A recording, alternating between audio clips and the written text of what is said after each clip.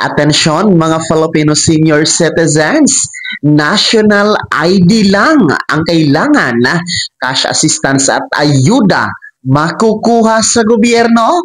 Pag-uusapan natin dito sa video. Hold up.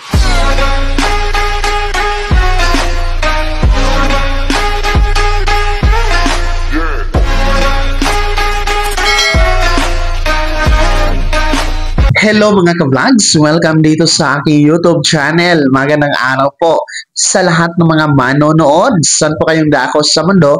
Kumusta mga ka-vlogs? Eto mga Filipino senior citizens, national ID lang, ayuda at cash assistance makukuha sa gobyerno.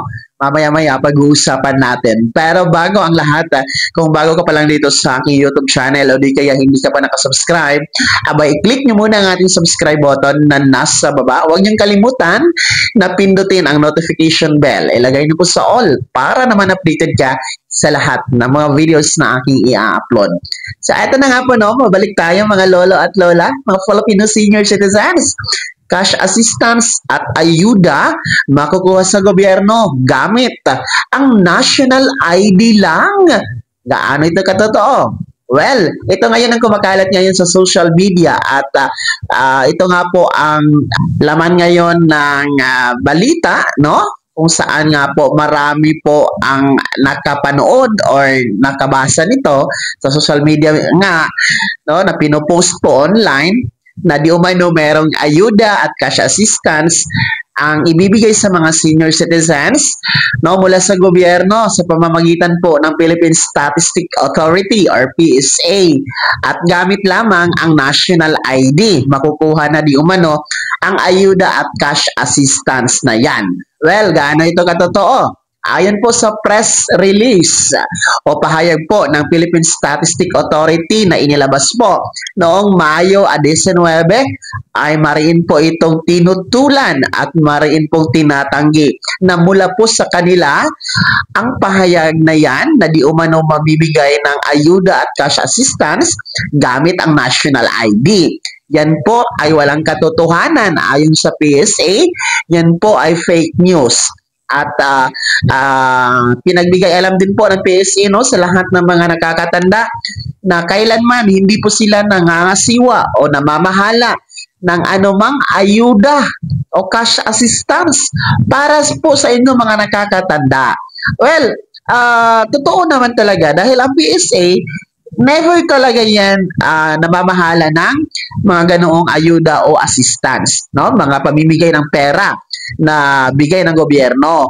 Andyan po ang DSWD, andyan ang NCSC. Yan pong dalawang ahensya na yan ang namamahala po, ang nangunguna po sa pagbibigay ng mga benepisyo at serbisyo, kabilang po ang ayuda at cash benefits ng ating mga nakakatanda. Tandaan nyo po yan, DSWD and NCSC. Kaya ang PSA ay hindi talaga kailanman nag-i-engage sa anumang distribution ng cash at ayuda mga lolo at lola.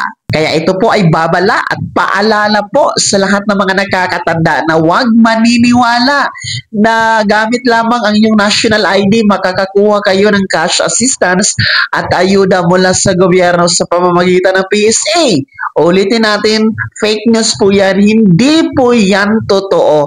And paalala na din po, huwag basta-basta ibigay ang inyong national ID, huwag basta-basta ibigay ang mga impormasyon dyan sa kahit sino na hindi po otorisado, baka magamit po sa maling gawain, mga lolo at lola. Huwag po magpalinlang, kung gusto niyo po ng cash assistance, gaya po ng ating Expanded Centenarian Act, cash benefit na 10,000 piso, binibigay po yan sa merong edad na 80, 85, 90 at 95 years old at yung ating 100 years old na cash gift na 100,000 pesos.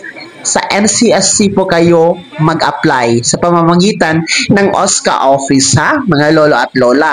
At iba pang ayuda at cash assistance, lumapit kayo sa DSWD. Wala na pong iba DSWD at NCSC lang po ang namamahala ng mga benepisyo at serbisyo na meron kayo, mga Filipino senior citizens. Napaka-importanting advisory ito para po sa inyong kapakanan, ha? Mga senior citizens. Kaya naman, mga Filipino senior citizens, ano po inyong komento at reaction sa balitang ito? Sino po sa inyo dito ang nakapanood or nakabasa na di umano merong ayuda at cash assistance na binibigay ng PSA para sa inyo gamit ang national ID? No? Sino sa inyo dito ang may alam dyan? Pakikomento po sa comment section na nasa baba. Pakilakip ng buong pangalan at kung taga saan kayo. Bago ako magtapos sa video na to, kung gusto niyo pong sumuporta sa aking YouTube channel, maaari niyo pong i-click ang ating super thanks button na nasa baba. Sa mga gusto maging miyembro, pwede po. I-click niyo po ating join button. Maraming perks dyan mga ka-vlogs. Be my member now. Sana naging gabay ang video na to kahit pa paano pag-uusapan natin ang mga mahahalagang bagay-bagay na may kinalaman sa ayuda, programa at benepisyo ng ating mga senior citizen. Kung hindi ka pa nakasubscribe dito sa aking YouTube channel, maaari nyo nang i-click ang ating subscribe button na nasa baba. Huwag nyo kalimutan na pindutin ang notification bell. Ilagay nyo po sa all para naman updated kayo sa lahat ng mga videos na aking i-upload. Maaari nyo rin i-like ang video na to at kung meron ka pang mga katanungan, maaari nyo i-komento sa comment section na nasa baba. Paki-follow na din po ang aking official Facebook page na nasa screen nyo. Muli po, ako si Daniel Timpawa na nagsasabing dito sa aking YouTube channel, Pawang Katotohanan at lahat totoo lamang.